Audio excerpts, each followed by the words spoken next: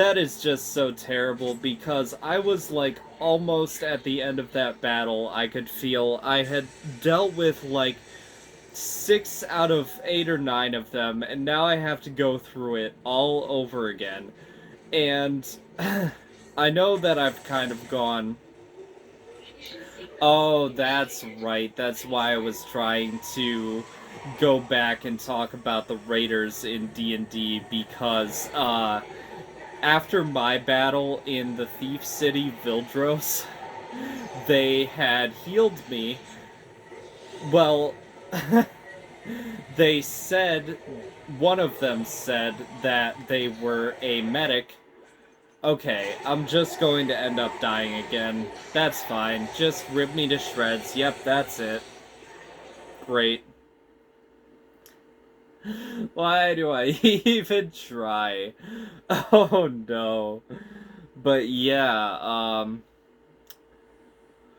one of them was going to grab cow for meat. Oh yeah, that's right. They suggested that the cow stomachs would be able to hold the human blood to forge into the crystal for that vampire killer magic awesome sword Super 5000. And I suggested that we use the cow for meat, and the one said that he was a medic from some battle or whatever some time ago. And I was like, okay, so he cauterized my wound. And then I go back to my friends, and we realize that I was basically, because the person said that without their help, that I would have died within like 3 days or whatever, or 3 hours, I think. It's time to let myself die again because I didn't time that quite right. I am the best at what I do. So I go to my friend, I think, or yeah, I go to the swamp village and my friend heals me. And it is revealed to me through the dungeon master that I am actually very near death, and what the raider, because I was put in charge of babysitting the raiders, I guess I took that responsibility on myself to just kind of boss them around and tell them what to do. And it's not like humans are really gonna disobey an orc. I mean, like, what can they do about it? So anyways, I look at the raider that healed me, and I just point back to the cart, which is like a few houses down, and I'm like, go now, like this evil stare kind of thing, like, you messed up, and I have to let you know right now that you messed up very, very poorly. And okay, so I'm gonna fast forward to when we are getting out of the village now, and we're attacked again, I think just by like regular bandits. Yeah, that's why I didn't feel that the campaign that I did was that great. It was basically like the Dark Souls 2 of campaigns, if I'm being honest about it. And I did tell the dungeon master that like halfway through our group of sessions that we had from start to finish of the thing, because there were too many humanoid enemies and wasn't it wasn't really fleshed out, I think, as he wanted it to be, or as I wanted it to be. Anyways, so yeah, bandits, and we're fighting the bandits, and he's trying to do a whole like forced politeness thing where oh no, where he's trying to get the raiders to tell us their names, but I'm like, you don't you don't deserve for us to know your names. Because I had forgotten that they had tried to patch me up. And oh yeah, that's right. I keep like going back and forth through things that I want to tell with this. Check, right? Okay, okay. So, what was it? Oh yeah, they were like, I had saved your life, and it's like, well, save it again, or save their lives. It's a team effort. You have to get all of our likability to I don't know. And then I was doing this joke to the healer where I was like, maybe you can heal them some better names. Oh no. And that did help ease the tension because I was trying to use the whole berserker rage thing that I didn't want to do to kill that whole town, to guilt trip the healer into giving me some bombs so that I can bomb the government. And I was it was a off session kind of thing, and he said that he agreed to it, but when we got into this session and actually played the campaign, he totally betrayed me and embarrassed the hell out of me. And the healer was like, what did she even say? She was like, if you, an orc, can't handle the most basic of things, which is your berserker rage, then you're too weak to even dare call yourself an orc. And I was planning this whole thing because, like, when you put the magic sword together in her special cauldron, her specially made cauldron for the thing, it's supposed to shoot out a beacon of light that lets everything know that, that we're doing all that. So, like, and she had explained that how do I do this? Okay, wait, actually, I know what to do. I'm just being dumb. I did it the last time. Right. And then go to this. Right. And then shoot your leg off. I think that should be okay. And then you're gonna unfreeze pretty soon here. But yeah, when she was describing the beacon, I think it was it was me that was asking why we can't just do that in her house, or if we did it in her house, if the beacon was still gonna shine through, and the answer to that was that... Yeah, the answer to that was that it would blow the roof off of her house. So I got the idea, because she wanted to be a emotionless, heartless witch. No, Spitter! Dang it! Get off! Whoa, what's going on with you now? Okay, so it's 2 shots. No! Wow, that's crazy. I need to reassess. But yeah, I had this whole revenge thing planned where I was going to, as she was making the thing, push her into the cauldron at the last step so that the ultimate weapon that we needed to make could still be made, but, like, she would be destroyed along with it, and I would be, like, tackling her into the thing, and it would be a, who's weak now, bitch?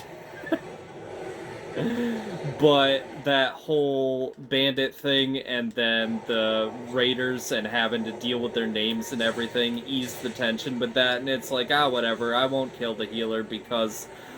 And he was onto me, and I can't really keep a secret anymore. I talked to him in between sessions about it, and I was like, just because I'm wondering, what stats does the healer have? Because... like, I was just planning, full out. Okay, wait. Is that... Does that mean... Did I do it? Are you... Are you dead? Are you gone? No, no! Oh, oh, that was... Can I even... Why did you even bother saying anything if I wasn't done killing everything? That's not cool at all. That's not even close to cool. I... Speaking of being close to things, I am close to death. Oh yeah, that's right, and even though it didn't really mean anything,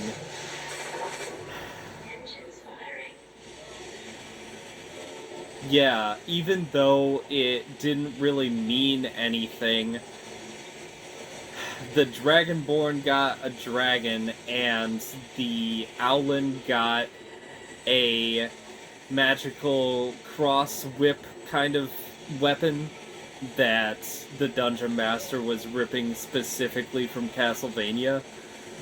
And it could use both fire and ice magic just because. But before we knew it, the campaign was pretty much over. We're online and functional. Finally, some good news. Get a tram to the bridge, Isaac. I'm gonna take us back into station. Wait, we're not safe yet. Ship's asteroid defense system is offline. On the way up, the ship's going to pass through a debris field thrown up from the planet crack. We'll be ripped to pieces unless you restart it. God damn it. I'll start working on it from here. Isaac, meet me at the bridge. You can do more good here than I can.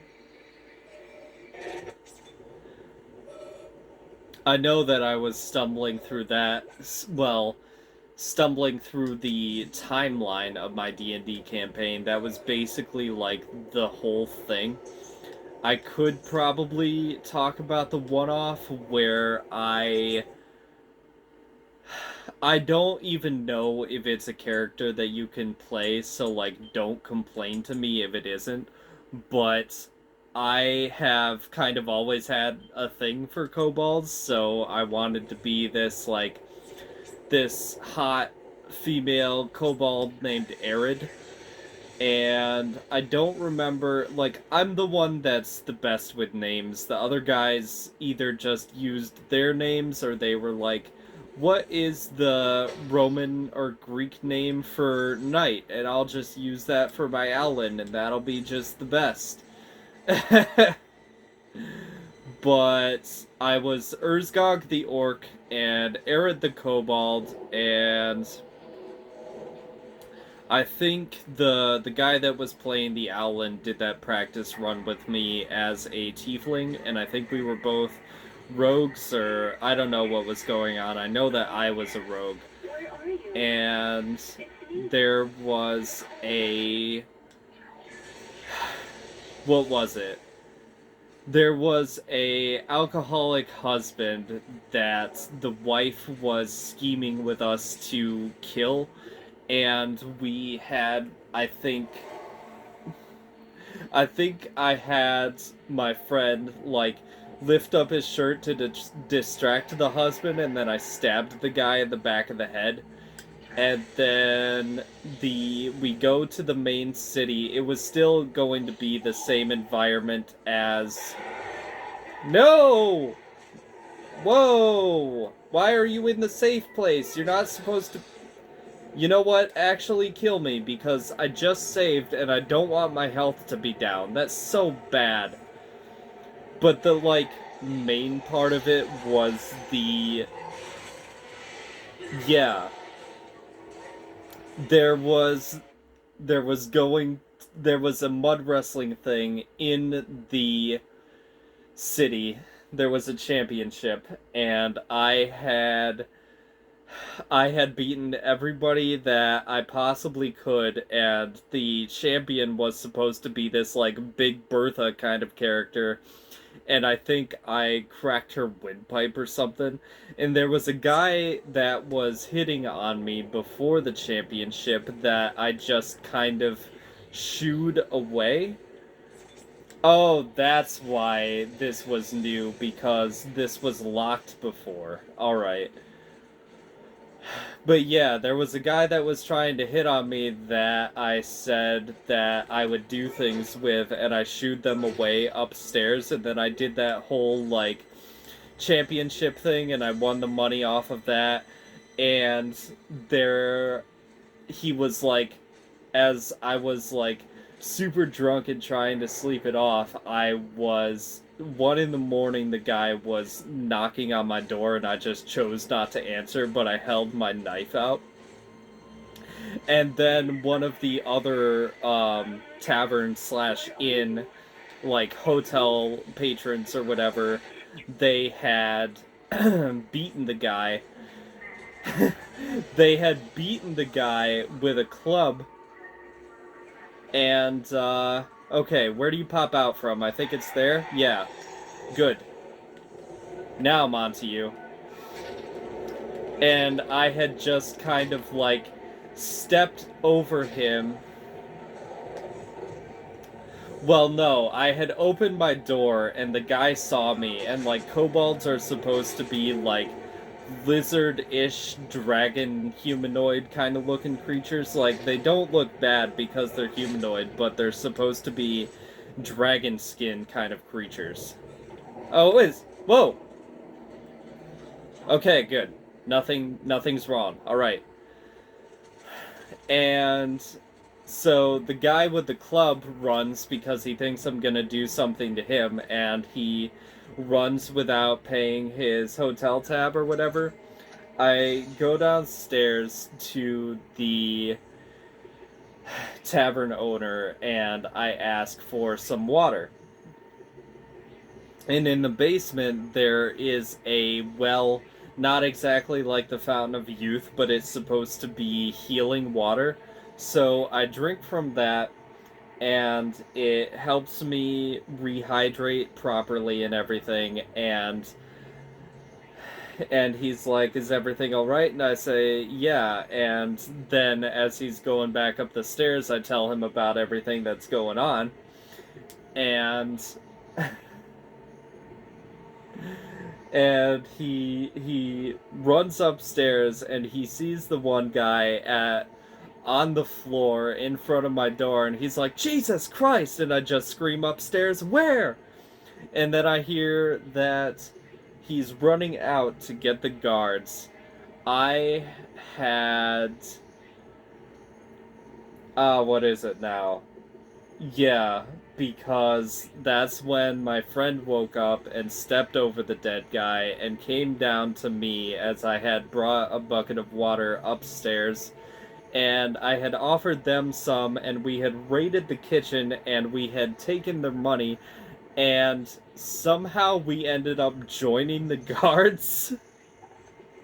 I don't know. I'm sorry that I've been on this screen forever. It's just, I think that I'm running out of energy, and I might actually, like, not want to do this anymore tonight, so I was trying to go through what I had remembered of that one shot that I did, and we had plans to finish that story, but we never did. And I had planned to not go back to the Dungeon Master's house. That was the guy that I was saying was my New Year's resolution, that I wasn't going to hang out with him anymore. But I need people to hang out with in person, and I feel good from this session of like 5 videos that I did. And I mean, everybody breaks their New Year's resolutions anyway, and he said he got a couple new games, and I kind of want to, like, I kind of want to see what's up with those new games. So, who knows? Maybe if I remember him about that, if I remind him about that one-off, he will bring it back. He's also trying to do a second part to the campaign that we did. And, like, I said that because of emotional problems that I'm going through that I kind of wanted to be done after the first campaign, and I thought that that was going to be the end of the campaign. We didn't even kill Satan. We just, like, we overtook the government, and then that was it. And now it's going to be like a desert kind of thing. I don't know. I'm not even really sure that I want to do that, but maybe if maybe, you know. But if he actually gets into the rules and figures out like how hard D&D is supposed to be, like, who knows? Who knows? Maybe I'll give it another shot. I mean, it's something to do, right? It definitely gives me stories to talk about. So, I'll quit rambling. I'll get out of your hair. Like, comment, subscribe. I hope that you have enjoyed this. I hope that you enjoy the rest of your day. And I will see how bad my rambling went. Off to editing.